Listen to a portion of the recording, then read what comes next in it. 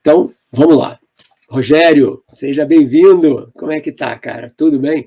Olha só, qual a importância de conviver com a natureza? Podemos encontrar respostas de nossas inquietações nesse convívio. Observar seus mistérios pode tornar o ser humano muito mais evoluído e equilibrado? Pô, Rogério, eu devia estar te pagando para você fazer essa pergunta. Sinceramente, porque essa pergunta é absolutamente fundamental. Ok? Um dos maiores problemas da civilização moderna, né, que, como vocês param para pensar, eu posso garantir, a gente está aqui com uns 400 e poucas pessoas, eu posso garantir que mais de 80% de vocês vivem em cidades grandes, cidades em que, basicamente, você quase não tem nenhum acesso à natureza, né? Aliás, eu tenho ultimamente chamado cidade de antinatureza, né? Porque, para pensar, né? O que é uma cidade? Uma cidade é uma monstruosidade de concreto, asfalto, tijolo e ferro batido, né, que nós construímos para poder viver dentro dela, longe da natureza que fica lá fora, né?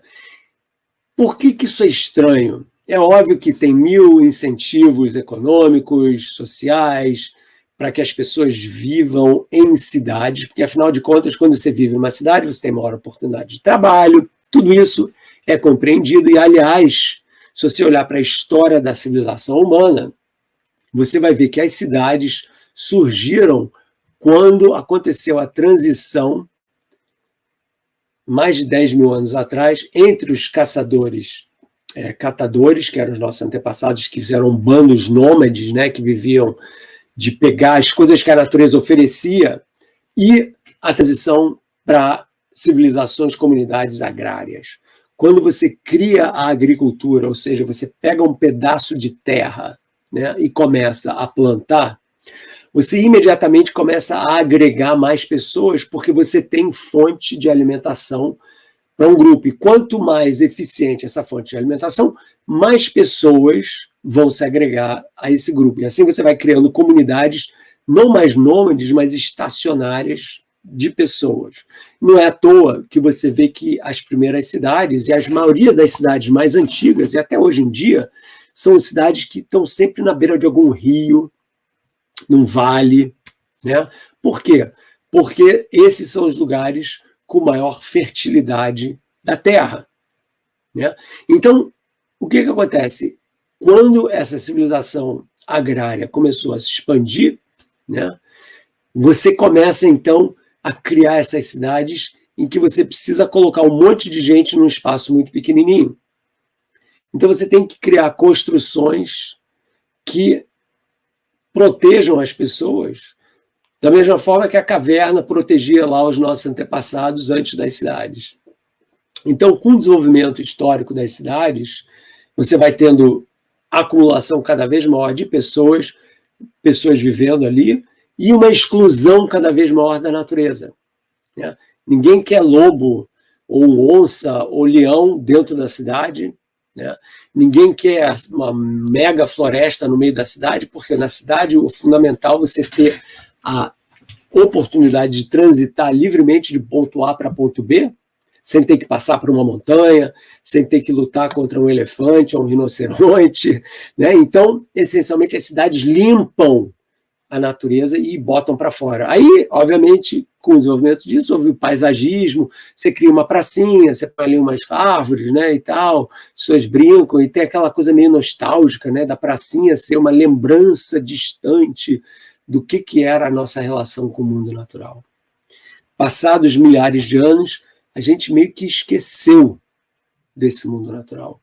O problema, moçada, é que durante milhões de anos, desde os nossos antepassados hominídeos até o Homo sapiens, 200, 300 mil anos atrás, que foi o surgimento da nossa espécie, nós evoluímos totalmente em contato com o mundo natural. Então, por exemplo, o fato de nós sermos seres bípedes, o que a gente chama de bipedalismo, né, que nós temos duas pernas para se movimentar, foi um compromisso evolucionário extremamente complexo. Por quê? Porque as mulheres que têm que gestar as crianças, sendo bípedes, só podiam fazer isso de forma com que as crianças nascessem antes do que os animais quadrúpedes teriam seus filhos. Então é por isso, por exemplo, que quando você vê um cavalo ou um veadinho nascendo, eles logo começam a andar. E para nós demora 9 meses, 1 ano, né, para os bebezinhos começarem a andar. Por quê? Porque eles nascem antes do tempo, vamos dizer assim, de maturação. Porque só assim você podia ter esse bipedalismo. Mas por que esse bipedalismo é importante? Porque permite que você tenha uma locomoção muito maior e tenha os braços livres, muito mais eficiente, né? Então o Homo habilis, que é um dos nossos antepassados, começou a criar ferramentas, instrumentos, usando utensílios da natureza, que é uma coisa que pouquíssimos outros animais fazem, né? Então a história da nossa evolução é uma história totalmente ligada a poder correr, o fato da gente suar. Cachorro não sua, né, moçada? Não tem glândula do suor. O fato da gente poder suar permite que a gente possa correr e parar, correr e parar, correr e parar, muito mais do que a maioria dos animais. E isso, se você é um caçador, é muito importante, porque o antílope lá na savana africana, os caras iam atrás dos antílopes com as lanças, os antílopes corriam, os caras iam atrás correndo não tão rápido, mas eventualmente o antílope parava e cansava. E tinha que parar. Vocês já correram com o cachorro? O cachorro faz muito isso, né? O cachorro corre, para. Corre, para. E a gente não. A gente corre 10, 15, 20, 100 quilômetros, né? Os que têm treino para isso, pelo menos. Então, de uma certa forma, o que eu faço, né, e é tentar resgatar essa nossa relação com o mundo natural através de uma atividade física primal, correr, pé no chão, com tênis, tudo bem, mas pé na terra, né? Eu não estou indo atrás de antílope, mas eu estou fazendo uma coisa que a gente evoluiu para fazer. Então, esse esquecimento das nossas raízes evolucionárias leva a ansiedades urbanas, né? Aquela falta de comunhão com o mundo natural, aquele esquecimento do que significa o silêncio. A cidade é uma coisa barulhenta, né? Barulho de carro, de avião, de trem, de ônibus, de vizinho. E a gente evoluiu no silêncio, né? Aquela coisa do ouvido, você poder ouvir a floresta, você poder ler o silêncio, é você poder entender o que está acontecendo a distâncias muito longas, né? Então, essa relação, vamos pensar o que quer dizer isso. O laço é você relaçar a sua existência com aquela do mundo natural, é de uma forma você resgatar um dos aspectos mais essenciais do ser humano, que é justamente essa comunhão entre o corpo e a mente. Porque na cidade é tudo cabeça, né, moçada? O corpo é uma chatice, né? Porque você tem que comer, você tem que sentar durante muito tempo para trabalhar, o corpo incomoda, a gente está na cabeça, trabalho, né? Está assistindo alguma coisa, é tudo cabeça, corpo é um detalhe. E não é assim que a gente é para ser, moçada. E o fato da gente ter se esquecido dessa relação corpo-mente gera um monte de doenças. A gente se alimenta mal, obesidade, diabetes, problemas cardíacos, depressão. Tudo isso pode ser aliviado se a gente aprender a resgatar a nossa relação com o mundo natural. Então, isso é uma coisa pragmaticamente demonstrada. 1000 estudos já demonstraram isso, que pessoas que fazem caminhadas na praia, num parque, conseguem escapar no fim de semana para uma área mais verde, têm uma disposição emocional muito maior, muito melhor, de maior qualidade, do que as pessoas que ficam trancafiadas em casa, olhando para uma tela de computador feita a gente está fazendo agora, né? Então, isso é uma coisa muito importante. Então, Rogério, com certeza, essa relação, esse resgate dessa relação de relaçar a nossa comunhão com a natureza é extremamente importante. E tem um aspecto espiritual, como tinha para os nossos antepassados. Quer dizer, então, essa conversa entre nós e a natureza, entre nós e o céu estrelado, né? Essa coisa da inspiração, da beleza do mundo natural, você entrar numa floresta, dar aquela respirada e falar, caramba, então eu estou respirando o ar das árvores, que as árvores estão produzindo, né? E te dá essa noção de interconexão com tudo que existe, né? Essa ligação nossa com o resto do mundo natural, com o planeta, com os outros seres vivos e, ultimamente, em termos finais, com o próprio universo. Essa relação ninguém mais pensa nela, né? A gente se acha assim, aquela coisa separada de tudo, e nós não somos separados de tudo, né? O ar que você respira circula pela atmosfera inteira. A água que você bebe vem de lugares super distantes, né?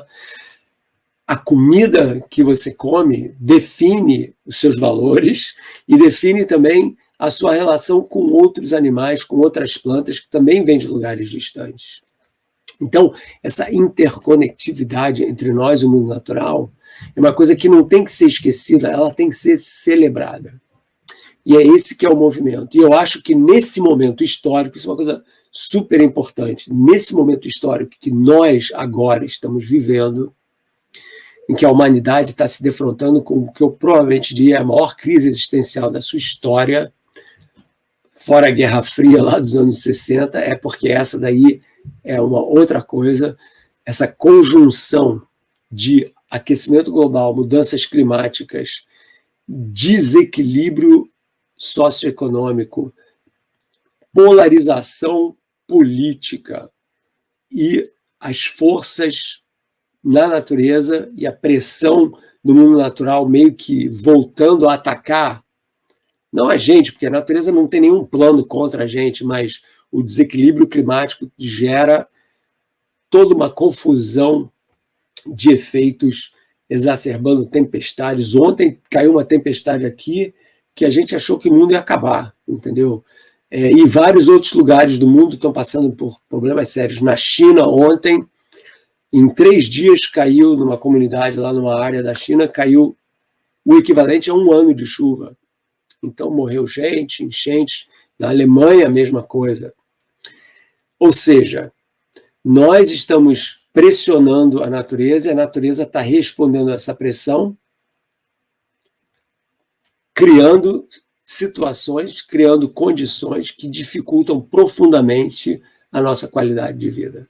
Então é nesse momento que a gente tem que lembrar que nós não estamos acima da natureza, que nós somos parte da natureza e que se a gente não entender isso, a gente vai estar, sem a menor dúvida, prejudicando de uma forma trágica o futuro da sociedade, o futuro dos nossos filhos, dos nossos netos, etc. Então esse é um momento que não só é importante celebrar a natureza porque a gente está destruindo ela, mas porque a gente precisa dela para a nossa própria sobrevivência.